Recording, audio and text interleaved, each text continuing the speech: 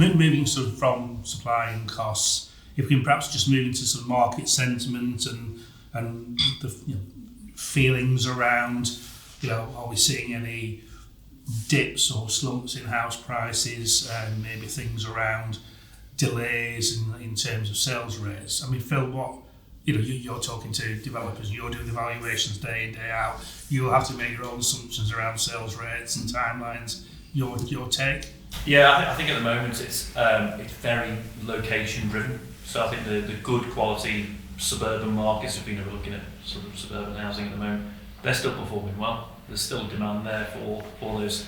Yes, there's been this uncertainty within the high street mortgage market, and it has been uncertain, but it is starting to settle down now. If you do read a little bit further past the glorious headlines that seem to be splashed on there at the moment, it is starting to settle down. Rates have come down, and there's some more products there. So there is a stabilisation. I think when you look at the latest figures, and I think in the last few days there was an indication that house prices have risen again, which seems sort of counterintuitive from everything else that we've been. But there is still some elements of uncertainty around. Obviously, Mark, your part in this market is to take away some of that certainty. What's the sentiment of the developers coming to you? What are they sort of saying, and why are they sort of getting into bed on a sales guarantee as a way of mitigating risk? It's changed really from probably 12 months ago. They were coming to us for the benefit of the 10% deposit, which increased their sort of leverage and reduce their equity contribution. So now actually they're thinking we've got a bottom line here, that if the market does soften, we can get out of that level. And that's definitely, but that also goes twofold. That's for the lender and the developer. So the lender has also got that certainty. But in terms of the sales, I think it's probably, as we just heard, it has sort of levelled out. There was certainly a slowing in the market, probably quarter one, quarter two, in terms of the schemes we've got on, and developers have probably amended their strategy a little bit rather than bringing every house on a scheme to the market, drip feed the market through Rightmove, and we've seen that sort of approach work. In terms of nationwide, though, aren't you? So, we are nationwide. So yeah. Have you seen anything kind of different in different areas, or? Probably slightly, but I'm trying to think now. In terms of Norfolk's probably particularly slower.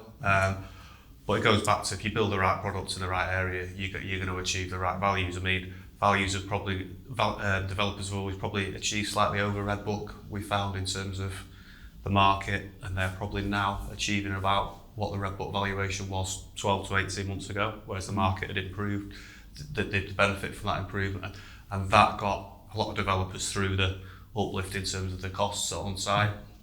Yeah, and I mean, in other ways of de-risking, obviously, I'm seeing some more partnering with, whether it's an RP, whether it's with the landowner who, he's not going to get the price that he thought he was going to get 2 years ago. So can he get a bit more by forming some kind of JV or deferred consideration arrangement? Just around the table, what are people seeing that in practice, and are we still getting more or less market value? So I'm seeing that with RPs that they are still paying fairly good rates. Alexander? I think on the land value or the land transaction, I think everyone's trying to become more creative, so deferred payments, the only thing I'd say is, in our experience, they don't work. I think you're basically fudging the transaction so the vendor thinks that they're getting market value or the value that they want, and you're actually getting a better value, so whether it's against GDV or however you do that, deferred completion with their funding implications. But yeah, in our experience, it just does not work. It's easier to just keep it simple, go by the side, and come good in there. Especially RPs are very sensitive on land values at the minute. That is a key thing when you're negotiating the contracts, and to some degree, where the land is slightly above market, they're wanting to push more into the build cost than actually in the land. The transactions are structured. But yeah, I think back to the point there. I think less than 10% of what we do now is not sold before we put a spade in the ground.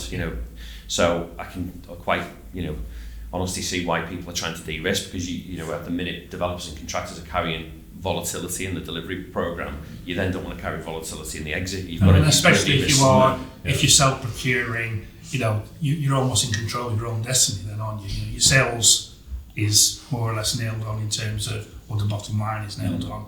It's up to yourselves whether you can control your own costs and maintain the profit.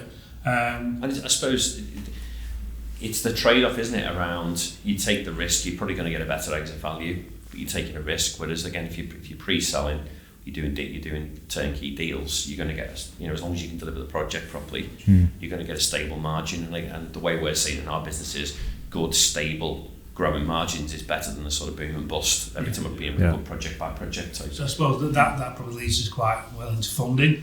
You were saying, Nikki, just earlier about really important to have a good funding partner. Did you want to just sort of expand on that a bit? Or but just to touch there on the sale values, we're pretty much the sentiments of what Phil's describing there, Mark, which is that we're very localised. We're Cumbria, in essence, is there's two local authorities there that just never go into recession. They're underpinned by nuclear in a big way, and then they fall back onto tourism. So we have that sophisticated market, you could say, where a 5% mortgage isn't too much of a problem, and that's an average over 70 years anyways, kind of comes through. And there's lots of deposit. We get a lot of inheritance hand down deposit. We were lower uptake on Help to Buy if you look at national figures, etc. So it's very, very localised.